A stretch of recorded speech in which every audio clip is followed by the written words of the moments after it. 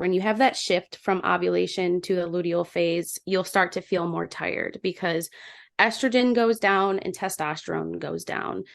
Testosterone is motivation. Estrogen is feeling confident and ready to go, and your skin's bright, and you're most likely going to want to have sex a lot of the time during that estrogen peak. And then that goes down. And what's supposed to happen is progesterone is supposed to go up. And progesterone is your relaxing and staying calm. And it's supposed to start, getting your body ready to start your period.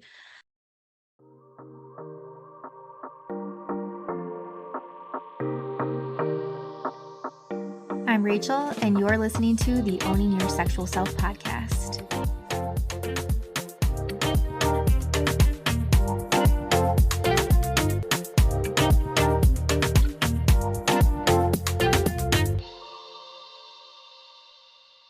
Today's episode is sponsored by Shag Rag. I am really excited to share this company with you all. Thank you so much for listening to this episode. As you know, I love to support women-owned businesses, and Shag Rag is a women-owned business in Santa Cruz, California. They have the cutest designs of moisture-proof blankets. You've heard me talk about these before on many episodes, so I'm finally excited to be able to share a discount code with you all to go ahead and grab yours. This is designed to protect your sheets from the wetness that is created during sex. So if you are interested in having some sex while on your period, or you're a squirter, or just in general, those fluids that generally come up when we are having sex and having fun, this is designed to keep your bedding dry and comfortable. Also, for those of you that I hope are using lube with every sexual experience, this blanket is going to protect your sheets from any lube, oil-based, anything like that as well. Again, made in the US, it is eco-friendly, water-based, inks, and I'm so excited. They sent me the cutest one, the peach. It says "Eat Me and Bite Me" on it with cute little peaches. I love it. There is, again, a ton of cute patterns. So go to their website. It's Shag Rag. It's SHAGRAGG.com. We'll make sure to get the link here in the bio for you. And you can use code wellness10 at checkout, and that is going to save you 10% on your purchase. So again, that is wellness10, and you're going to go to shagrag.com. Let me know how you love this, and I am so excited for you to get your first moisture-proof blanket. Hello, everyone. Welcome back for another wonderful episode of Owning Your Sexual Self podcast. I have on a functional practitioner, a holistic health coach, if you will, Felicia Cafego, and we are talking all things related to PMS and period hacking and hormones and all these annoying things that we go through as women that just are kind of downers in our life, but there are so many ways that you can hijack your hormones, right? And like make them work in your benefit. So thank you so much, Felicia, for coming on the show today. I'm really excited to have you. Yes, thank you for having me. I'm really excited to share all the things because I feel like women do not have to suffer, and there are steps that you can take to move in the right direction.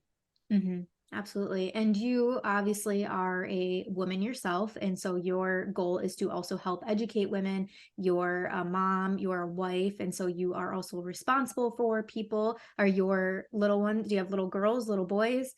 I have 2 little girls. Okay. So extra important for you that you can, teach them as they're growing into these ages and whatnot.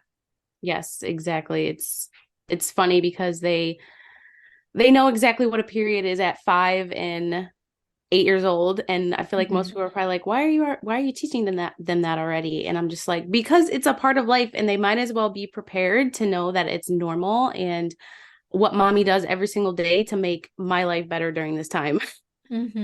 Yeah. I was just having this conversation recently with somebody. It actually might have been on a recent podcast, but thinking through when we get our period for the first time, and for kids that don't know that it's coming or what it is or anything like that, like how traumatic of an incident can that be? You're probably in middle school, maybe elementary school at this point, and all of a sudden, like your girl parts, right? You probably don't even know that it's actually a vulva or a vagina or anything. It's probably your cookie, your hoo-ha, your cuckoo, whatever. And all of a sudden this like sacred private part of your body starts bleeding. And I can't even imagine for just little girl, because girls are getting their period younger and younger nowadays, like what a scary time. So good for you for being a mom that does educate so early. I recommend this to all moms that are listening. I really don't think there's such thing as like too early to talk about this.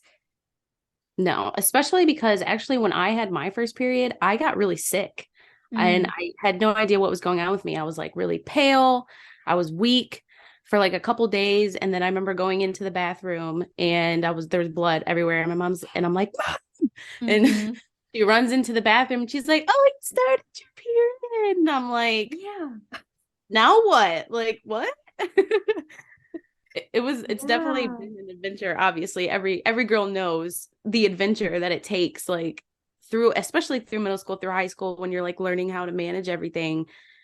And it would just be really nice to be prepared for that. Yeah.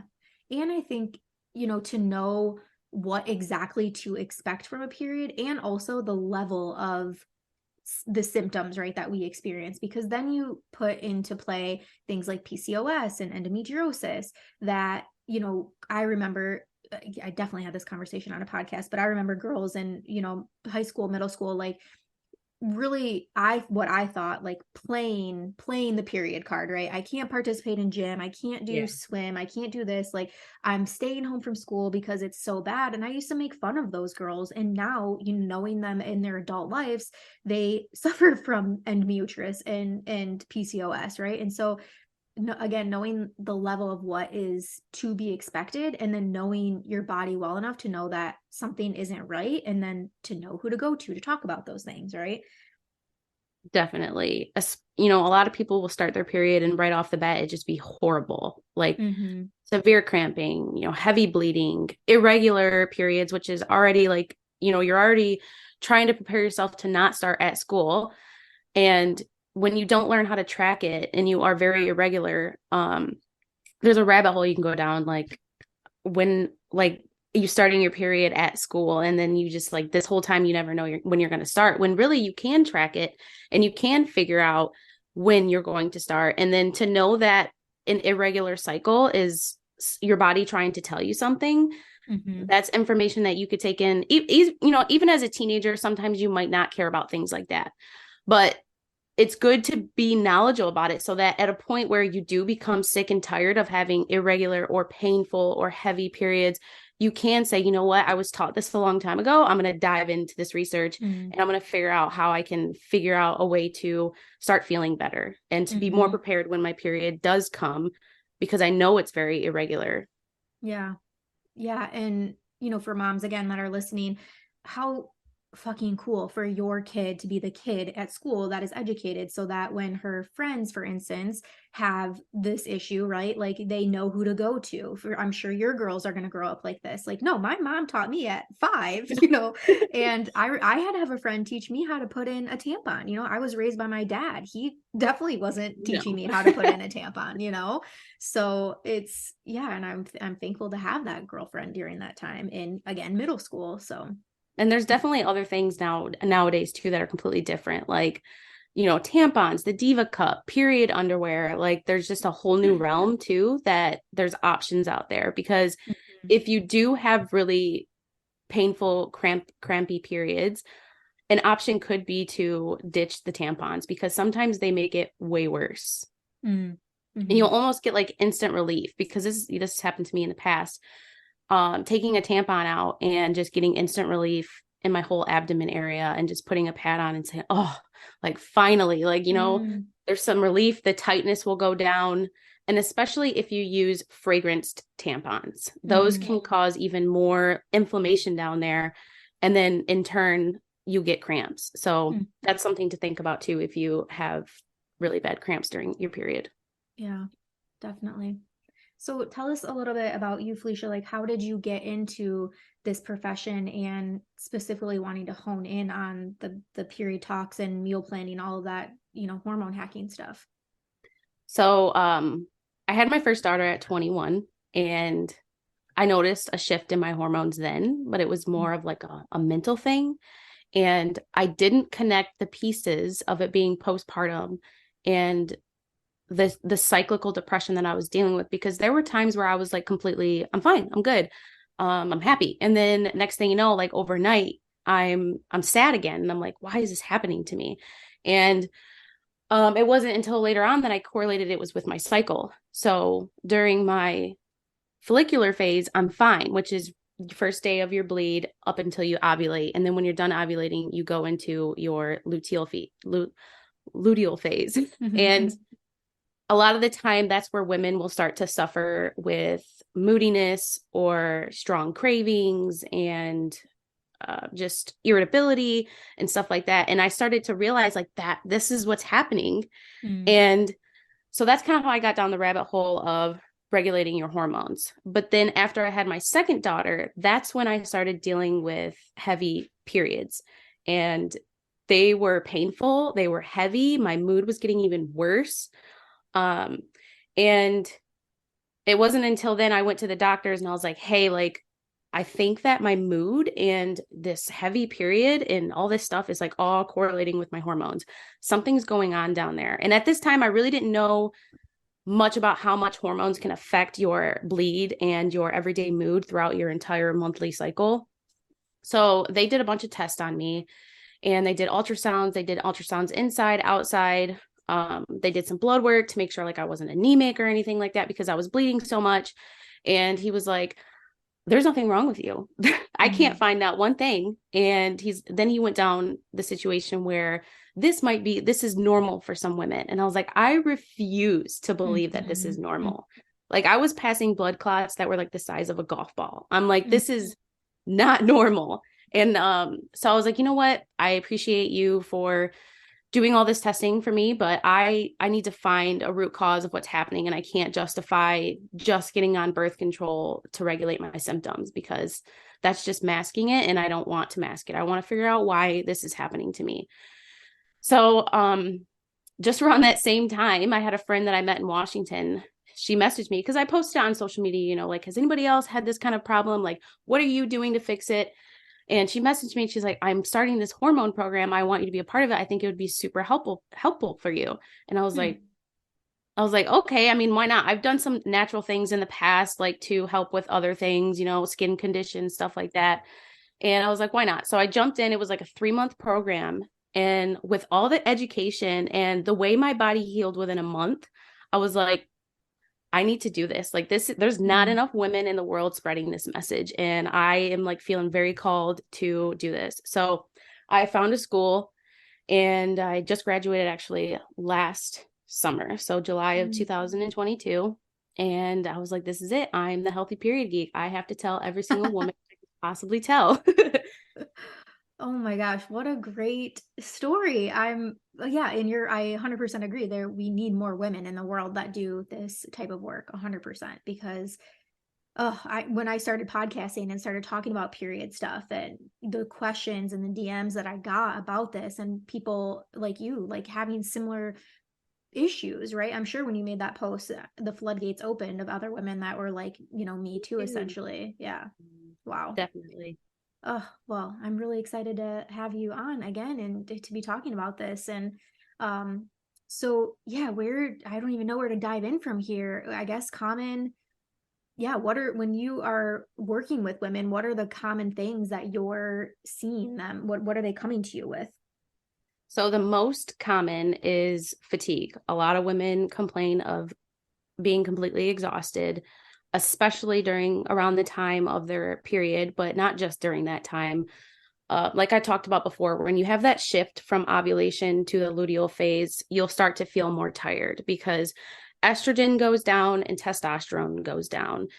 Testosterone is motivation. Estrogen is feeling confident and ready to go, and your skin's bright, and you're most likely going to want to have sex a lot of the time during that estrogen peak.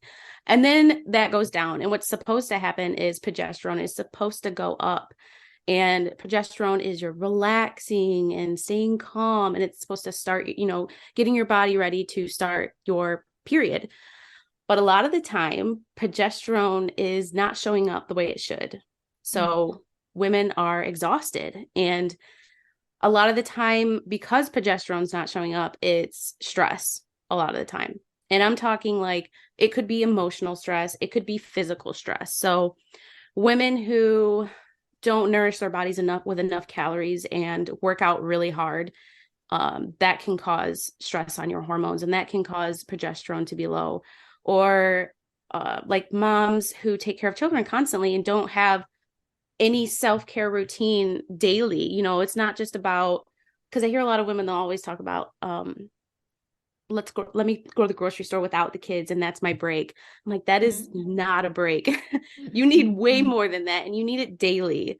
So like things like me as a mother, I journal every morning, and it's like a guided journal because I'm not great at creating these things in my head. So I do that. I spend time in nature because it kind of gives me a reset. That's just how I am. And I've over time also have stopped talking to myself in negative ways. Like, you're not doing enough. Why didn't you clean the dishes at 5 o'clock like you're supposed to? Or why didn't you do a load of laundry today? Like things like that. Or I just have stopped doing, and I've like rewired my brain to say, you know what? You woke up this morning, you made yourself a nourishing breakfast, and you had coffee after your breakfast, which is super important because coffee in the morning before breakfast can actually cause your cortisol to rise, which is a stress hormone. And you don't want to play games with cortisol. You want to wake up, nourish your body, then have the coffee, because usually when cortisol goes up really high, it will come back down, and then you're going to suffer from a crash. So constant highs and lows of cortisol is what eventually leads to depleted cortisol. And then you're not going to be feeling any energy at all. And every single time you take a movement into self-care, you're basically balancing your hormones because you're putting your body in a less stressful state. Because when cortisol is constantly going and you're constantly trying to, like, I need to get this done, I need to do this, I have to do this, and you're in fight or flight mode, basically, your body can't tell the difference between a tiger coming at you or, all this stress that you're putting on your body. It just knows like you're stressed out. And when your body's in a state of stress, you're not going to create progesterone and estrogen and testosterone, all your sex hormones, because when you're in a stressful state, are you thinking about having sex or making babies? So in order for you to create those hormones, you need to slow down and put your body in a parasympathetic state. Basically, your nervous system needs to be in a state of calmness in order to create sex hormones. Oh, I wish I could fist pump and snap and clap and do all the things, because this is so good. I'm very excited for people to hear this. And so you mentioned the luteal phase. I want to like double click on that for a minute, because luteal phase for me specifically, I'm gonna get a little personal, but it is the fucking worst. It is like my mood is bad. My husband could just look at me and I want to throat punch him. And and now he now is, tracks my cycle with me. And so he knows at least now when it's coming. But before that, it was like, he's like, do you even love me anymore? I'm being a little dramatic when I say that, but then also like food wise, I just said this last night because I'm currently in luteal. I'm in my tapeworm phase. I feel like I could eat and eat and eat and not get full in this phase. And then I'm generally craving things that are not healthy for me, right? Like sweets and chocolates and things like that. So what would you say specifically for luteal phase? What tips or guidance do you have for people? Because it is the longest phase that we're in when it comes to our menstrual cycle, and generally not the most favorite for most people, I would say. Yeah, definitely not. Unless you're a big introvert and you're like, yes, I get to like huddle in and stay in my house and not feel bad about it. Yeah.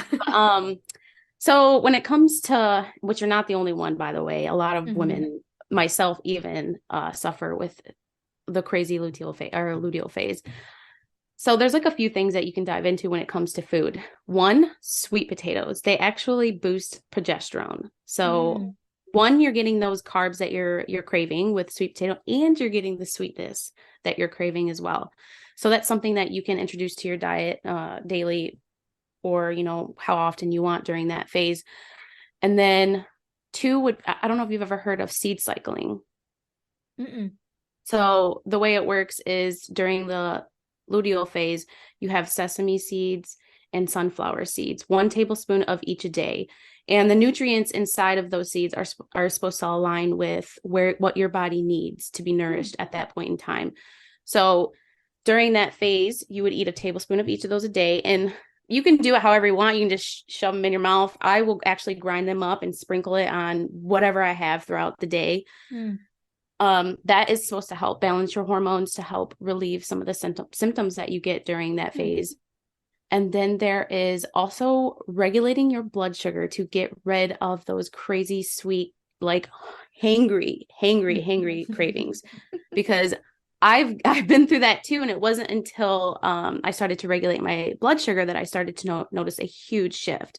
So there's a lot of hacks that you could do to regulate your blood sugar. And it's mostly eating a balanced meal. So like healthy fats, fiber, and protein with every meal, and make sure you're not depleting yourself of, the adequate amounts of protein that you need. Some people think that you can run off of 1,000 calories a day, and that's just not how it works. You want at least 15 to 1,800 as a woman.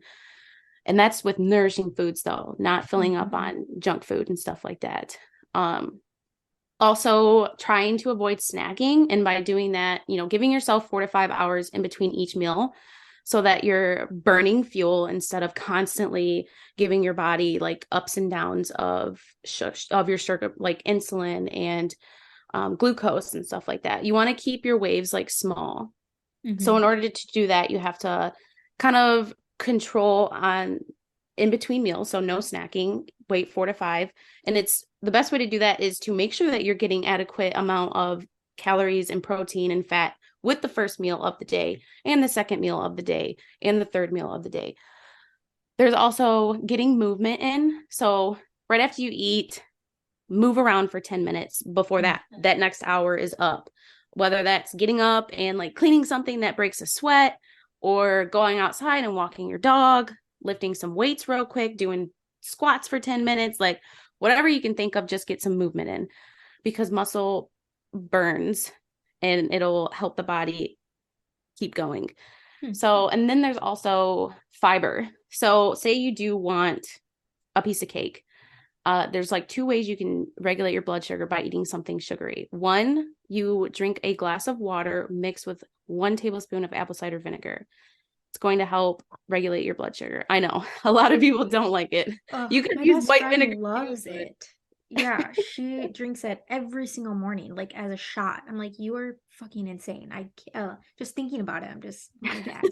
But for somebody, thank you for that tip. I don't mean to yuck anybody's yum. No, I have a lot of people that tell me that. They're like, no way, I can't do the vinegar thing. My husband doesn't even like pickles. He hates vinegar so much. Yeah. But so the other thing, option 2.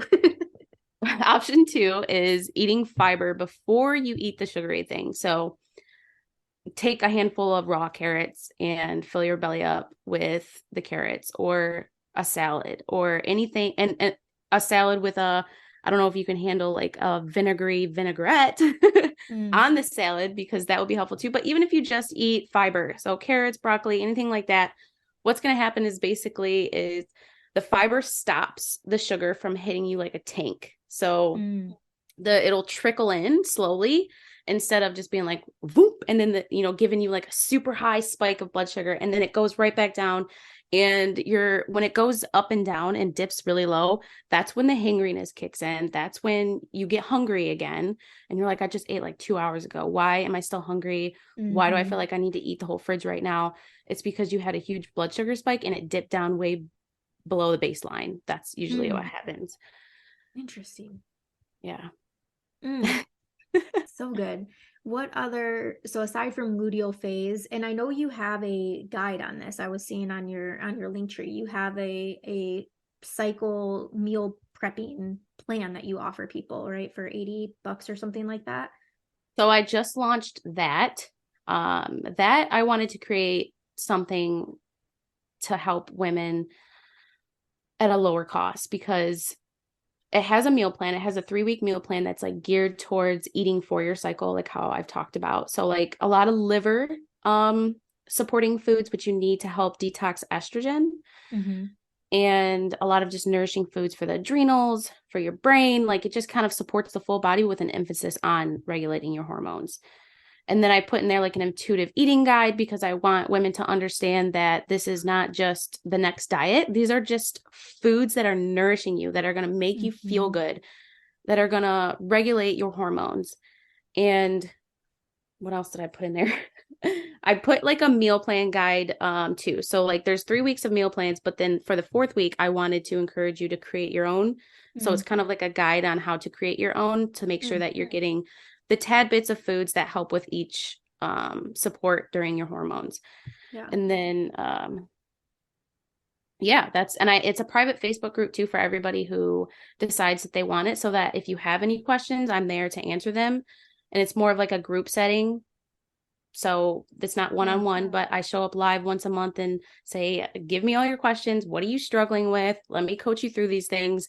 And because I believe that you can have all the tools that you want, but if you're not having someone there to support you and guide you, it's going to be hard. It's going to be rough. And I don't ever want somebody to have to experience the loneliness that can come with shifting your lifestyle, because a lot of people that you might leave behind might not understand, like, why are you all of a sudden saying no more often, stuff like that. So I wanted to be more supportive.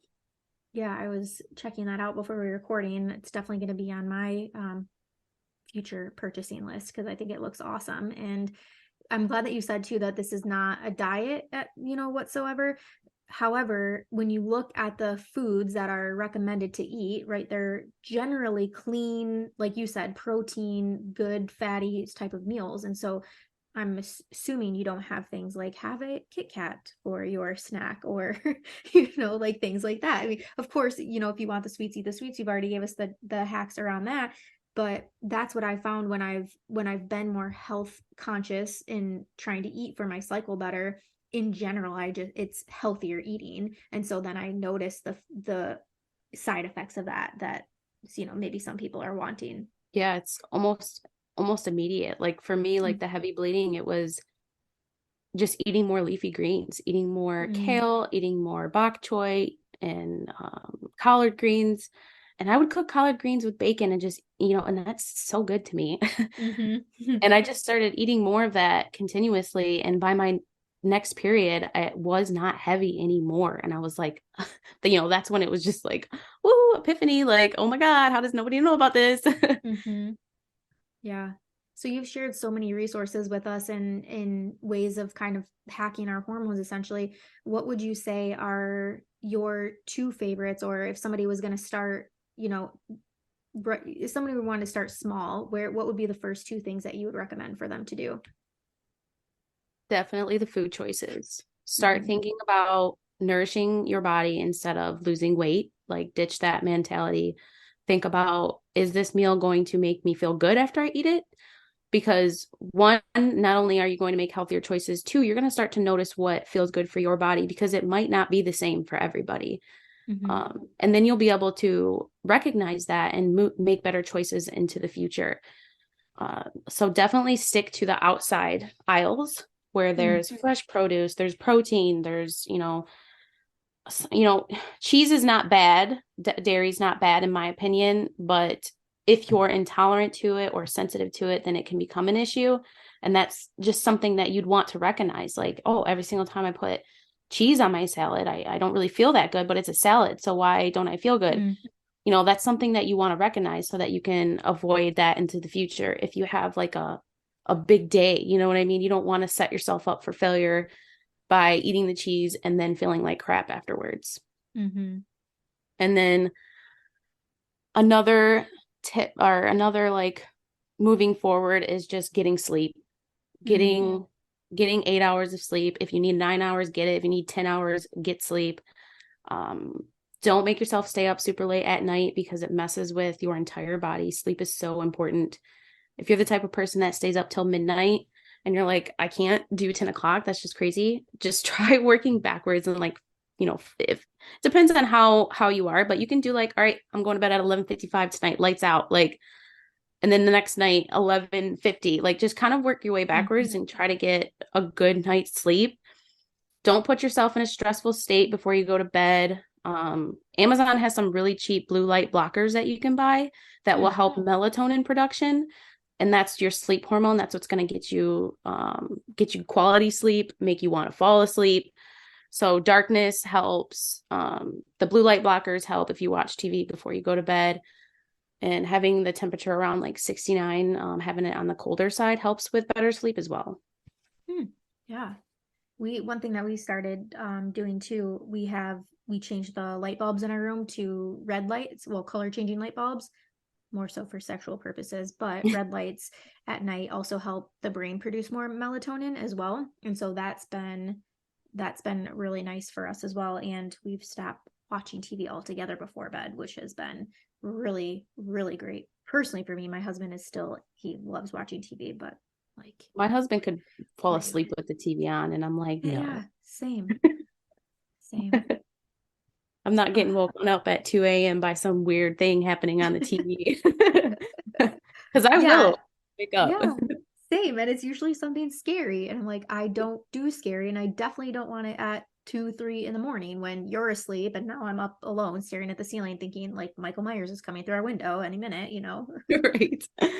For me, it's like panicking with the children. Like, where's the children? What's going on with the children? Like, and then I'm like, my adrenaline's up and I'm like, man, now like, how am I supposed to fall back asleep after this? And it takes a while.